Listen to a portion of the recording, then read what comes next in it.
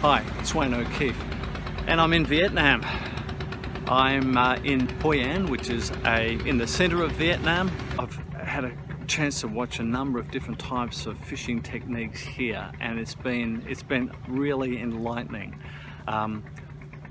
Fishermen use long poles with floats for certain types of fish.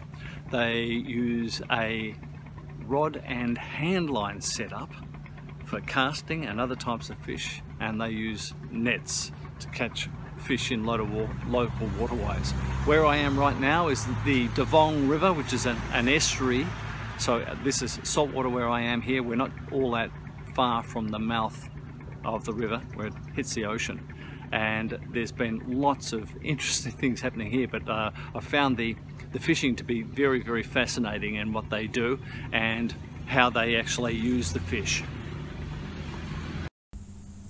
There's lots of fish in the shallows, many of them very, very small. Some of them about the size, a good sized fish would be about the size of the palm of your hand, and there's a lot of smaller fish, and I'm saying down to the size of a 50-cent piece. Those really small ones are still hunted for, and I'm told that the locals use those in their soups. The larger fish sort of getting up to about the size of the palm of your hand, are cooked and then eaten with the meal of rice and vegetables. So they're cooked, a sauce is made, a dipping sauce is made, and so they combine that. They pull off the flesh from the fish and combine that with their rice and vegetables, and that makes up, say, an evening meal, which is very popular in Vietnam. So this is a local angler here. He's using live prawns. He's got a rod, and what he's done is he's got a hand line, which is his reel. He's got a paternoster rig with two snoods coming, two droppers coming off, and he will cast out using this rod and the hand line to get some distance. And it's really quite amazing. It's very, very effective. He can cast a long way. That went to about halfway across the river with that easy cast just then. Quite amazing. Look at the way that he winds in. He just reels it onto his hand line, and that's how it's brought in. Quite amazing. So what he's doing, he takes a little prawn, a very small shrimp, pulls off just the tail, puts that onto a size, oh wow, small, probably about a size 14 hook as it turns out, just a little bit, and he's got two droppers there, so put one on each, and he sort of just threads it on with some of the shell left on, like we would do. Then he just gets ready and just casts it out as easy as that, and that went halfway across this river, probably about, I don't know, 30 meters. Amazing. So this is the size of some of the fish that are being caught here. Wow. The locals also use long poles like this. That's got a float on top and two droppers with pieces of prawn on it, which are then cast into what would be moving water, and they fish fairly effectively with these. They move about a bit and they cast or drop the float into the water and let it flow through. So it flows through like any other source of food would, and the fish then intercept it. The float goes under and they know they've got a fish, but they can spend quite a time doing this without catching anything. As you can see, they don't have to fish all that far out from the bank, but sometimes it takes them a long time just to get a few fish for an evening meal. We saw a number of these fish farms on the Davong River throughout Hoi An. Each one of them is a separate pool with netting around it to hold the fish, and the local farmers feed them with pellets. Fishing with nets was very popular. It seems to be about as effective as fishing with rod and with pole, because they didn't catch a lot of fish.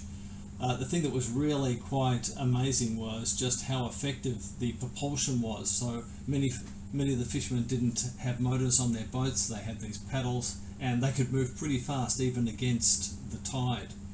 So here this particular fisherman he's moving out, dropping his net into a specific area. As you can see, he controls the boat with one hand, and then once it's actually moving along, he's actually letting that net drop from the other hand, so it gets a designated area, or covers a designated area where he thinks the fish might be. Very effective method. Once the net is out, he then leaves it for a little while and then starts pulling it in. Now he uses a gill net for this, so the fish aren't captured into a tube at the end, they're actually caught up in the net itself, and the fish are very small.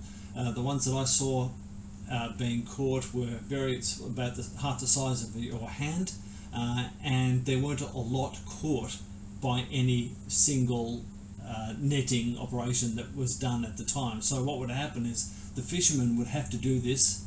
He's just caught one there now, as you can see.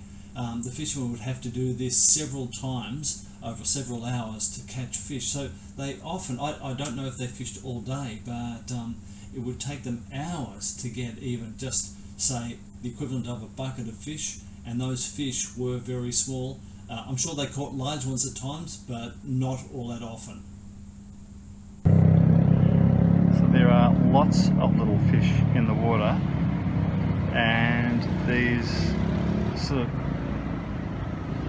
gar-like fish as well, which have got long snouts and are quite predatory.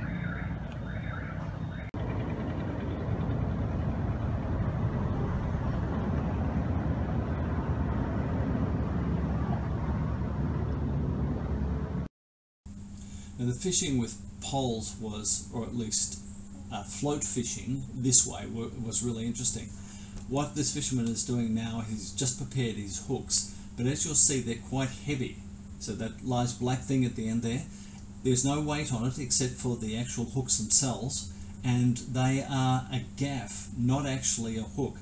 What he's done is he's wrapped weed, a special type of streamer weed, around a group of hooks. It's like a gaff or a jig that you might use for squid. It's got multiple hooks coming off it, and what happens is the streamer weed is suspended above it, and when the fish come and start eating or attracted by the weed and start pulling at it, he can see the indication on his float, and then he quickly pulls up or jags and tries to actually hook the fish that way.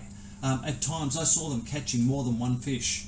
So two fish would come down, they'd be trying to get at that weed, and then he'd quickly lift and hook into them. So they weren't being hooked in the mouth, they were being hooked in the body. And the only thing I couldn't work out is how he could, what indications there were on that float, because I couldn't see any noticeable change in the float, other than sometimes it stopped flowing with the water. It might have stood still a little bit, which is the indication for him. But what he would do is he would just search the local area. He'd try an area and let it float through, and if nothing, he'd then drop it into another area looking for those fish. And it was very primitive. It was using a piece of bamboo as a rod, but in his boat he'd have 4 or 5 of those rods with obviously something different about either the float or the length of line on it or the actual gaff at the end. He had a bag of the weed that he was using, so every now and again he'd once he'd pull up, he'd inspect it, and if the weed had been taken, he would just wrap more on and put it down again. And this worked very effectively. They got more fish than the netters or the pole fishermen that I saw. They changed the direction of the float quite often, let it flow through, and once they saw something change in the movement of that float, I'm not sure what it was, then they'd strike into the fish, hoping to hook it. As I said, the fish was small, as you can see the one here. but he would spend hours doing this and quite successfully catching fish throughout the session.